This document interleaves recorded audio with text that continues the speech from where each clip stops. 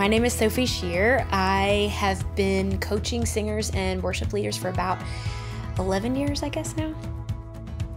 I teach an event for worship teams called Singing Set Free. It's usually in 3 parts. So the masterclass is where people really start to get a sense of, oh wow, there's something completely different that I have never heard about that can help me sing higher, more free, and with way more control. And then we get to practice it. We get to actually sing through each of these new placements. And you know, everyone's turned to their friends like, holy crap, you're singing really high right now. We talk about things like extending range, singing more powerfully, singing with control, and also we talk about being a distraction. So this can happen in different ways. Some people are a distraction because they're too timid and they don't actually have enough authority in their voice. Some people are distracting on the other end where they're actually a little too showy and they're actually doing their voice up just a little bit too much. And that's where I really like to connect really well with the worship pastor in charge, so we can figure out exactly what their team would really benefit the most from. So typically I'll watch several of their, services online if they have that available, or if they're close enough. Here in Nashville, for instance, I've gone to the location and gone to church there, like as a congregant, to get a feel, just like really catch the vision of what they are trying to do there at their campus. I would say my main strength is helping people actually extend their range, which a lot of people say can't be done, but I know about 1,000 singers that'll prove you wrong. My singing method itself is kind of controversial, I guess. It's a little different from what you would find. Most teachers are kind of coming at singing from more of a classical perspective, which is awesome if you want to be an opera singer, but I find that if you're doing any kind of commercial music, worship included, it's really not applicable. We actually apply a completely new area of the singing voice that most people haven't even heard of before, and it's called the pharynx. So if you're singing in chest voice, it's just kind of your normal low singing range, like yeah. Then if you have your head voice, that's usually your higher, woo. And then the pharynx it's kind of responsible for that place in the middle that a lot of singers just don't know how to handle. They usually get stuck in chest voice, and all of their songs are like, chest voice is like first gear basically in your singing engine, if you will. So if you were to stretch it past where it's supposed to go, it's actually quite damaging, and it really just doesn't sound or feel good. Either that, or they'll get stuck in the higher register, which is head voice, and then everything comes down here, and it starts to get, it just kind of lacks presence. And so the pharyngeal voice kind of takes care of all of that. It blends, so it erases the break, and it just gives you a much more natural, believable sound. We vocalize together as a group, so everyone does get to try the new techniques. And then later on in the class, I take usually a male and a female volunteer, and I have them come up on stage with me and just do like a little mini lesson in front of everyone. So it just kind of opens up a whole new world.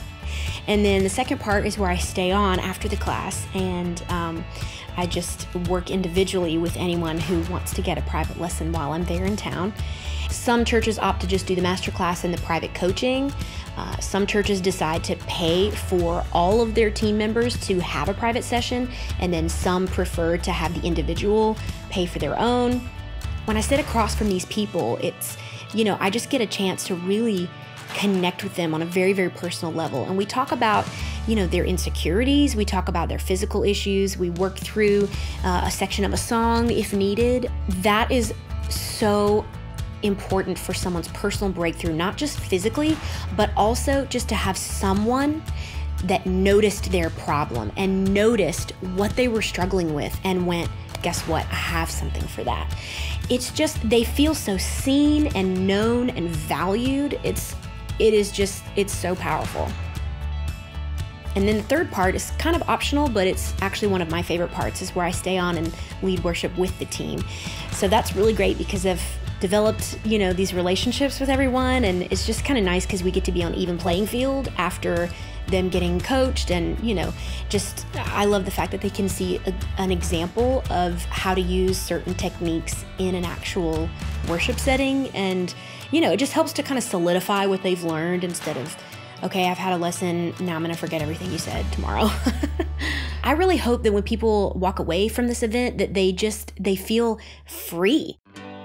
And I just want to give worship singers a sense of hope that there's actually something new and different that they may never have heard about that can actually make changes in their voice. And it can really translate into the shifting of, how that room feels. And it can translate into how many more people come to church in person rather than watching online, because they sense that there's something that has been completely made free in that singer's voice. If there's a singer who's experiencing kind of a ceiling in their range, then often this can kind of make the congregation feel like there's a ceiling or a cap on their worship experience. And I have seen the transformation when a singer kind of bursts through that ceiling and they realize, oh my gosh, there's more on the other side of that.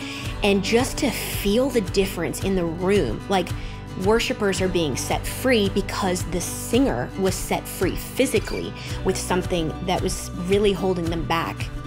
I feel like many worship pastors are just kind of, they know what the issues may be with their team. Either they know what's wrong and they don't exactly know how to fix it or how to translate what's wrong to the individual, or they do know what's wrong, they do know how to describe it, and they just don't want to be the bad guy. It strains relationships. It could put people on the defensive. And so I find that having someone come from the outside and just kind of a fresh perspective can be super helpful and still maintain this great sense of camaraderie and teamwork within the group. I think when the weekend is all over, the worship pastor is really the hero. Their team feels valued and cared for and invested in, and it just gives them such a fresh outlook. And they're able to pull from different emotional places when they leave because someone knew what an important piece they were in the church and how much their doing their job meant in the success of the whole thing. I'll never forget, after my last event in Phoenix recently, David, who's a worship pastor at the church I was at, he walked up after we got done with the service. I was leading with the team that day. He points to the main worship pastor and he goes, I have never seen him lead like that before. And this guy was already a fantastic singer, but there was something different that day. It was like a different level of authority, a different level of comfort that just translated so tangibly in that worship service. It was amazing.